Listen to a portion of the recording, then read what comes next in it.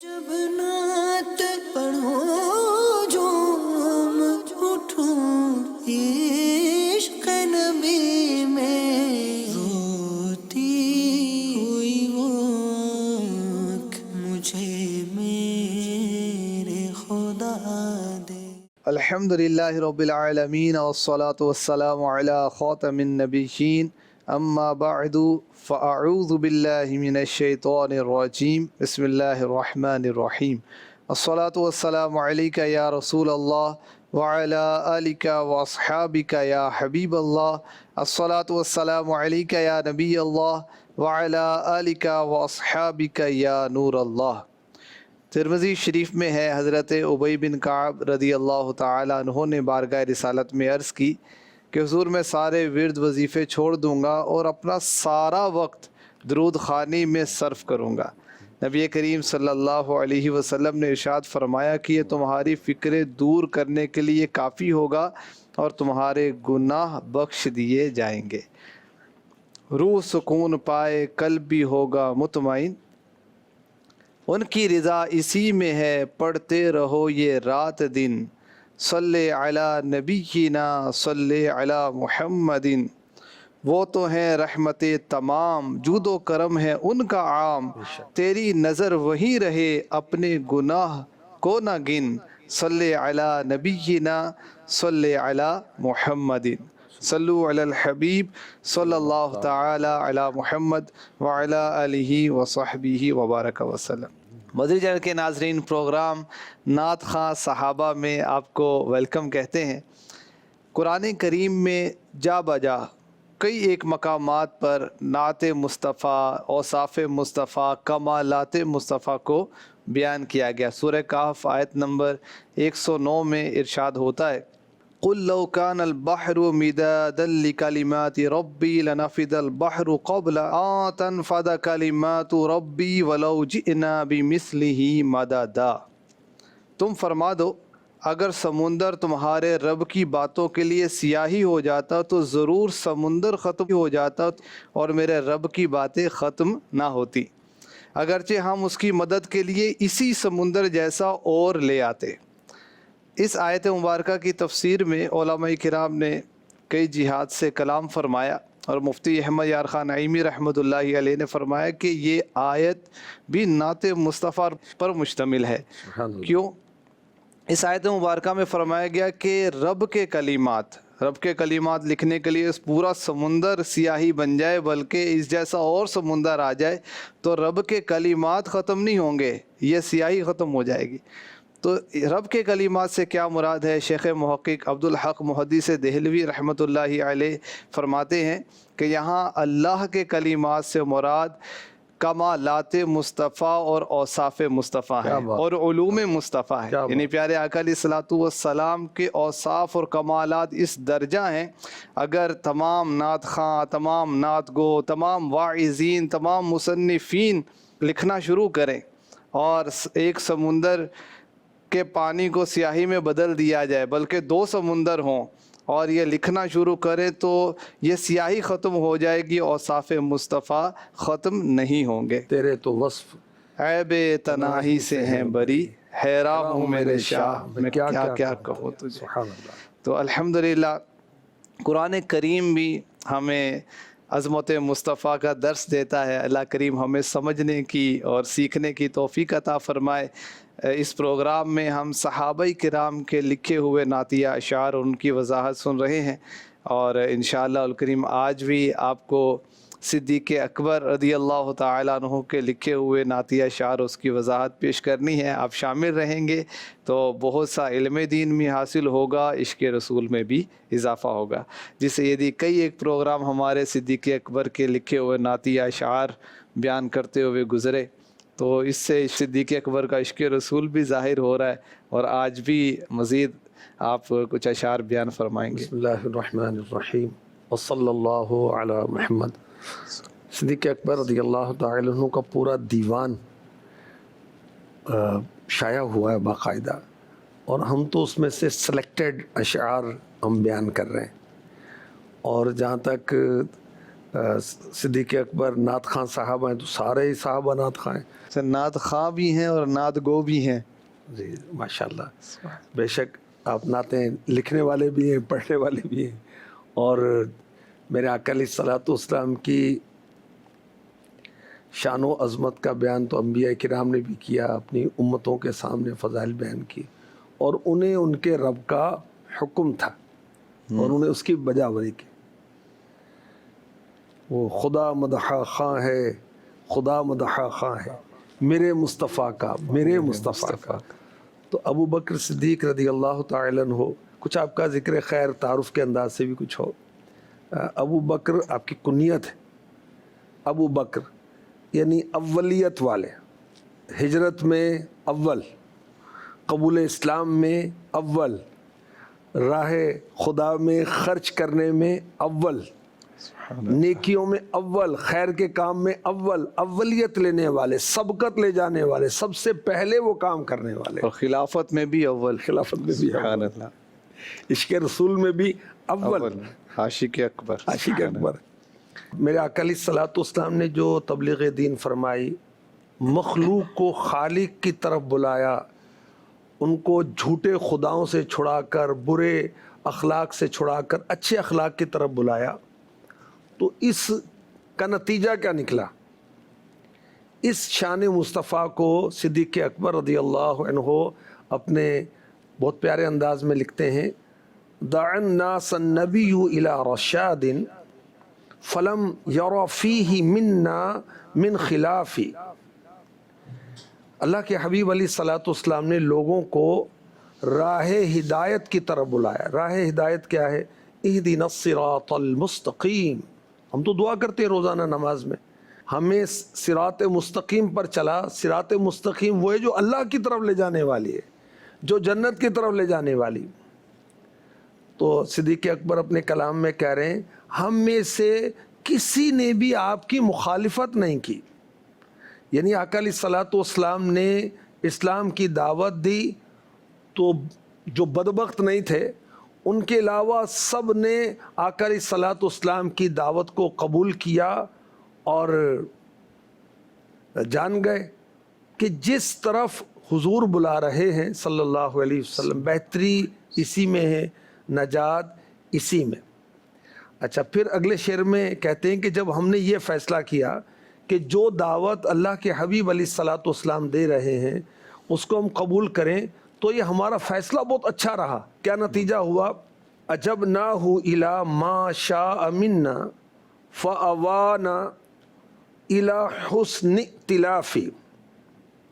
نہیں، آپ صلی اللہ علیہ وسلم نے ہمیں جس طرف لے جانا چاہا، ہم نے آپ کی دعوت کو قبول کیا، تو آپ کو فالو کرنے کا، آپ کی اتباع کرنے کا، آپ کی پیروی کرنے کا ہمیں یہ فائدہ ہوا کہ ہم متحد ہو گئے، ہم متفق ہو گئے، اور ہمیں آپ کی تعلیم نے اطمینان والی راہ پر چلا دی. سبحان اللہ. تو اعلیٰ حضرت کے شعر تو یاد آئیں گے، صلی علی صلی علی صلی علی. سچی بات سکھاتے یہ ہیں، سیدھی راہ چلاتے یہ ہیں. صلی علی صلی علی صلی علی. پیارے آقا صلی اللہ علیہ وسلم نے جس راہ کی طرف بلایا، صحابہ اس راہ پر چل دی اور امت کے افضل ہو گئے، اور سب سے افضل میرے آقا صدیق اکبر ہو گئے رضی اللہ تعالیٰ عنہ. یعنی آقا علیہ الصلوۃ والسلام نے راہ خدا میں بلایا، صحابہ نے آگے بڑھ گئے، جس کام سے منع کیا رک گئے، جن نیک اعمال کی دعوت دی صحابہ نے انہیں قبول کیا. جو اصول معاشرت، گھر میں کیسے رہنا ہے، بازار میں کیسے رہنا ہے، میل ملاقات کیسے کرنی ہے، تعلقات کیسے، رشتہ داری کیسے، جو کچھ فرمایا، تو صدیق اکبر کہہ رہے ہیں کہ ہم نے عمل کیا، اس کی برکت کیا ہوئی؟ ہم آپس میں متحد ہو گئے. سبحان اللہ. ہمارا اتفاق ہو گیا. پہلے ہم لڑتے تھے, جھگڑتے تھے, قتل و غارت گری کا معاملہ تھا, دشمنیاں تھیں. ارے بھائی ہو بھائی, آپس میں کیوں لڑ رہے ہو بھائی؟ تیرا چچا ہے کیوں لڑ رہا ہے اس سے؟ تیری خالہ ہے کیوں لڑائی کر رہا ہے بھائی؟ تیرے پڑوسی ہیں کیوں مقابلے کر رہے ہیں, کیوں جنگیں کر رہے ہیں؟ اور ایسی ان کی جنگیں ہوتی تھیں جیسے اوس اور خزرج. جی جی جی. تو 120 سال ان کی لڑائی رہی اور اسلام نے ان کو متحد کر دیا, متفق کر دیا. دیکھیں, جب دین اسلام کی تعلیمات جو میرے آقا علیہ الصلوۃ والسلام کے صدقے میں ہم تک پہنچی, ہم اس کو سمجھیں گے, سنیں گے, سیکھیں گے, عمل کریں گے, ظاہر میں بھی خیر ہے, باطن میں بھی خیر ہے, گھر میں بھی خیر ہے, معاشرے میں بھی خیر ہے, خاندان میں بھی خیر ہے, کام کاروبار میں بھی خیر ہے, اور مرنے کے بعد بھی ایک زندگی ہے نا جو کبھی ختم نہیں ہوگی, اس میں بھی خیر ہی خیر, خیر خیر خیر خیر خیر ہی خیر ہے انشاءاللہ. انشاءاللہ. اور کسی نے کیا کہا, اے رسول ہاشمی تیرے تدبر کے طفیل, اے رسول ہاشمی تیرے تدبر کے طفیل, پھوٹ کر چمکا جہاں میں ملت بیضا کا نور, پھیل جائے عالم تاریک میں پھر سے ضیا, گر میسر ہو مسلمان کو تیرا فیض شعور. اب فیض شعور تو موجود ہے, لینے والے چاہیے, لینے والے چاہیے. میرے آقا علیہ الصلوۃ والسلام کی تعلیمات تو ہمیشہ ہمیشہ کے لیے, اسلام کو خاص عرصے کے لیے تھوڑی تھا, ہے, رہے گا. ان الدین عند اللہ الاسلام, اللہ کی بارگاہ میں دین تو ایک ہی ہے, وہ اسلام ہے. اب اسلام کی تعلیمات جو اللہ کے حبیب نے دی, ہم اس کو سمجھیں, سیرت مصطفیٰ پڑھیں, حدیث پڑھیں. نہیں سمجھ میں آتا علماء کے پاس جائیں, فاسألوا اہل الذکر ان کنتم لا تعلمون, پوچھو جاننے والوں سے اگر تم نہیں جانتے. مزید صدیق اکبر رضی اللہ تعالی عنہ شان مصطفیٰ, نعت مصطفیٰ بیان کرتے ہیں, الی توحید خلاق البرایا وکفر بالحجارت واللخاف. آپ صلی اللہ علیہ وسلم نے ہی ہمیں خالق کائنات کی توحید کی طرف بلایا اور پتھروں سے بنے ہوئے بتوں کے انکار کی دعوت دی. علی خمس الصلاۃ وصوم شہر وایتاء الزکاۃ بالاقتفاف. آپ صلی اللہ علیہ وسلم نے ہمیں اس بات کی بھی دعوت دی کہ ہم 5 وقت کی نماز ادا کریں, ماہ رمضان کے روزے رکھیں اور زکوٰۃ دیں خوش دلی کے ساتھ. وَإِدْنَاءِ الْيَتِيمِ بِحُسْنِ رِفْقٍ وَبِرٍّ بِالْقَرَابَةِ وَالْقِفَافِ. صدیق اکبر رضی اللہ تعالی عنہ شان مصطفیٰ بیان کر رہے ہیں کہ پیارے آقا علیہ الصلوۃ والسلام نے ہمیں شفقت کے ساتھ یتیم کو قریب کرنے کی دعوت دی, ہمیں قرابت داروں, رشتہ داروں, کمزوروں کے ساتھ بھلائی کرنے کا ارشاد فرمایا. یعنی پیارے آقا علیہ الصلوۃ والسلام نے اچھے عقائد کی طرف بلایا, اچھے اعمال کی طرف بلایا, اخلاقیات کے تعلق سے ہماری تربیت کی. یعنی دین اسلام پیارا نہیں, بہت پیارا ہے, اپنائیں انشاءاللہ آپ بھی پیارے ہو جائیں گے. آپ دیکھیں کہ معاشرے کے اندر یتیموں کی بھی ایک تعداد ہے. ان یتیموں کے ساتھ اچھا سلوک کریں تو اللہ راضی, اس کے رسول راضی, آپ کو ایک روحانی سکون اور اطمینان ملے گا.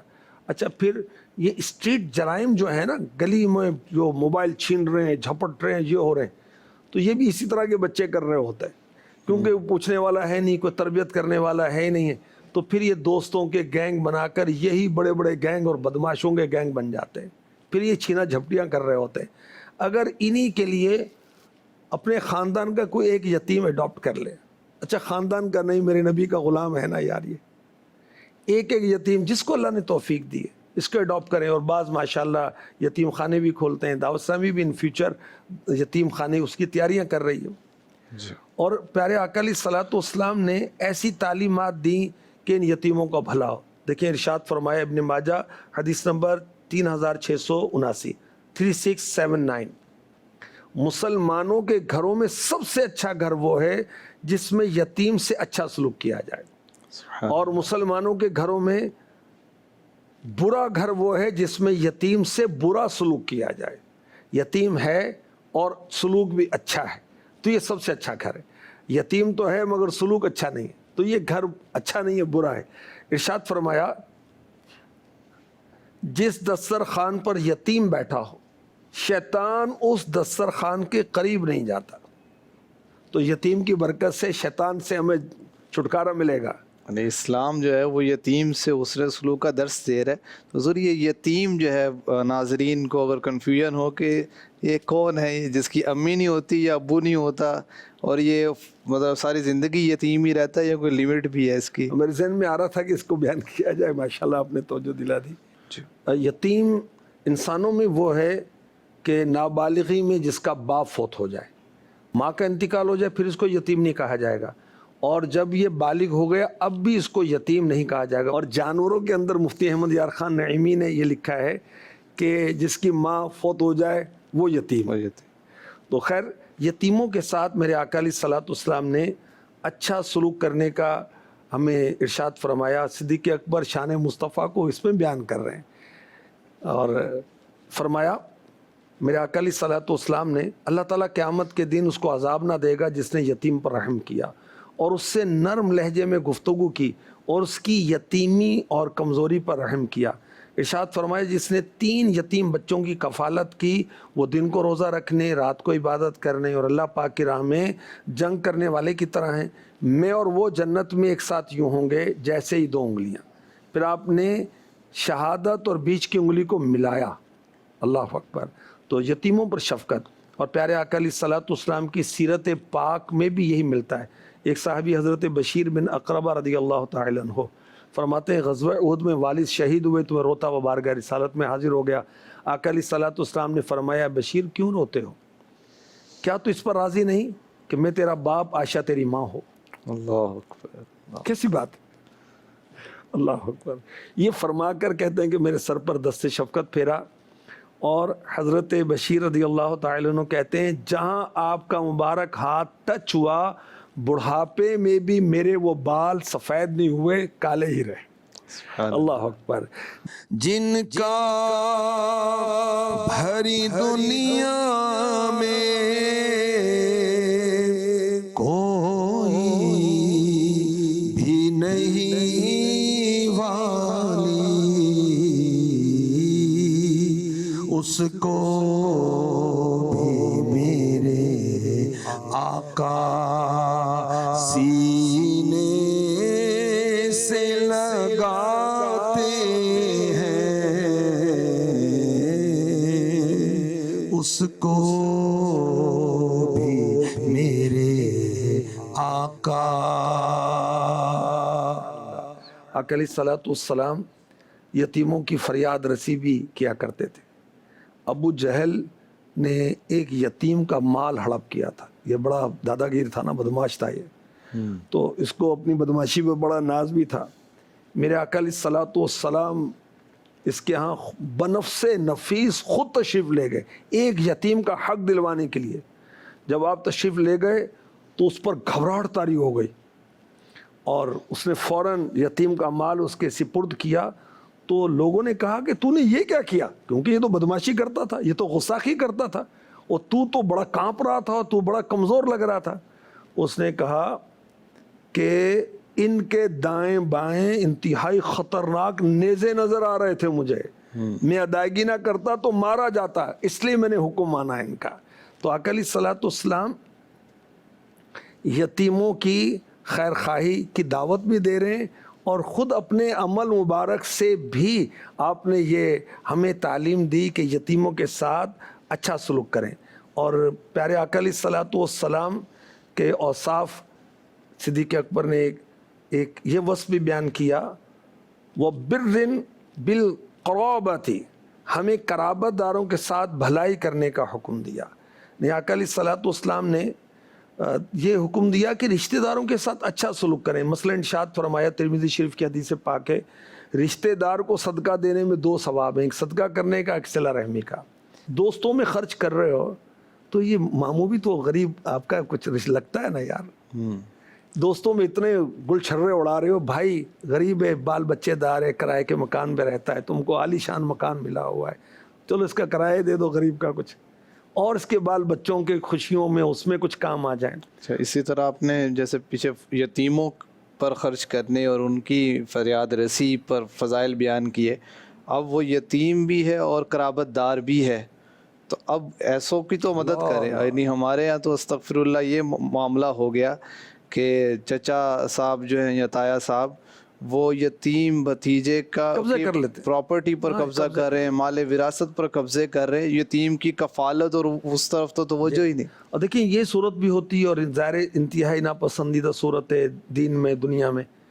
اس کے الٹ بھی ہوتا ہے کہ چچا اور تایا کا حق جو بھتیجا مار لیتے وہ اپنی یتیمی کے اس میں نا کہ میں بھائی یتیم تو اب بالغ ہو گیا، تو اب وہ اپنے جو نا کمزوری کو اپنی طاقت بناتا ہے گویا کہ، اور وہ قبضے کر رہا ہوتا ہے، مظلومیت کے رونے رو رہا ہوتا ہے. دونوں طرح کی ہوتی ہے، لیکن زیادہ تر صورت وہی ہے جو آپ نے پہلے بیان کی. تو اسلام کتنا خوبصورت دین ہے، سب کے حصے بیان کر دیے، اور اس کو فالو کریں گے تو سب کو اس کا حق مل جائے گا. دیکھیں ہمارے آقا علیہ الصلوۃ والسلام نے فرمایا مسلمان مسلمان کا بھائی ہے، ظلم نہ کرے، رسوا نہ کرے، ضرورت پوری کرے اور مصیبت دور کرے. قیامت کے دن اللہ اس کی مصیبتیں دور کرے گا. مسلمان کا پردہ رکھے تو قیامت کے دن اللہ اس کا پردہ رکھے گا. کمزور کے ساتھ بھلائی ہے، مقروض ہے، پتہ ہے دے ہی نہیں سکتا بیچارہ، پچھلا پورا نہیں ہوتا، معاف کر دو نا اس کو غریب کو. یار کیا ہے، اللہ نے اتنا دیا ہے، لاکھوں کروڑوں روپے آپ کے پاس رکھے ہوئے، اس نے 25,000 روپے آپ کے دینے، بولا چل یار موج کر، ٹھیک کیا جاتا ہے. تو اللہ پاک نصیب فرمائے. ہمارے آقا علیہ الصلوۃ والسلام نے فرمایا جس نے تنگ دست کو مہلت دی یا اس کا قرض معاف کر دیا، اللہ پاک قیامت کے دن اسے عرش کے سائے میں رکھے گا جبکہ اس کے سوا کوئی سایہ نہیں ہوگا. دیکھیں یہاں تو ہم سردی گرمی سے بچنے کے لیے مکان میں آ جاتے ہیں، اپنے کمرے میں آ جاتے ہیں، اے سی آن کر لیتے ہیں، سردی لگتی ہیٹر آن کر لیتے ہیں.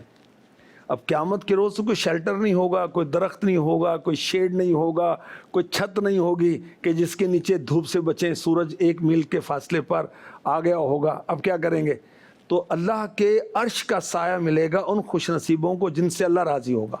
ان میں ایک وہ بھی ہے کہ جو تنگ دست کو مہلت دے یا قرضہ ہی معاف کر دے. اللہ پاک نصیب فرمائے. اور کیا شان صدیق اکبر کی شان مصطفیٰ بیان کرتے ہیں، اور جو شان مصطفیٰ بیان کرتے ہیں خود اس کی شان میں ترقی ہو جاتی ہے، عروج ہو جاتا ہے. مدنی چینل کے ناظرین، آج ہم نے صدیق اکبر رضی اللہ تعالیٰ عنہ کے جو اشعار سنے، اس میں پیارے آقا علیہ الصلوۃ والسلام کے داعی اور داعی اعظم ہونے کا ہم نے بیان سنا کہ پیارے آقا علیہ الصلوۃ والسلام سب سے بڑے داعی ہیں. آپ ایمانیات کے داعی ہیں، اخلاقیات کے داعی ہیں، عبادات کے داعی ہیں. آپ نے ہر اچھے کام کی طرف بلایا، اور صدیق اکبر نے اس چیز کو بیان بھی کیا کہ جنہوں نے اس دعوت کو قبول کر لیا تو انہوں نے اس کی برکات بھی حاصل کی، اور جو جھگڑے تھے وہ ختم ہوئے. اور یہ بھی پتہ چلا جس ترتیب سے اور اس خوبصورتی سے صدیق اکبر کے اشعار ہیں، جہاں عبادات کی طرف میرے آقا علیہ الصلوۃ والسلام نے بلایا، وہیں رشتہ داروں سے حسن سلوک کی طرف بھی دعوت دی، وہیں یتیموں پر شفقت کرنے کی بھی دعوت دی. تو پتہ چلا کہ اسلام ایک جامع دین ہے، جہاں عبادات کا بیان کرتا ہے، وہیں معاملات کو بیان کرتا ہے، وہیں لوگوں سے حسن سلوک کو بھی اسلام بیان کرتا ہے. اللہ کریم ہمیں پورے کا پورا اسلام اپنانے کی توفیق عطا فرمائے، اور جو قرآن میں، احادیث مبارکہ میں میرے آقا علیہ الصلوۃ والسلام کی تعلیمات ہیں، اللہ پاک کے ارشادات ہیں، اللہ پاک ہمیں اس پر عمل کی توفیق عطا فرمائے. آمین بجاہ خاتم النبیین صلی اللہ علیہ وآلہ وسلم.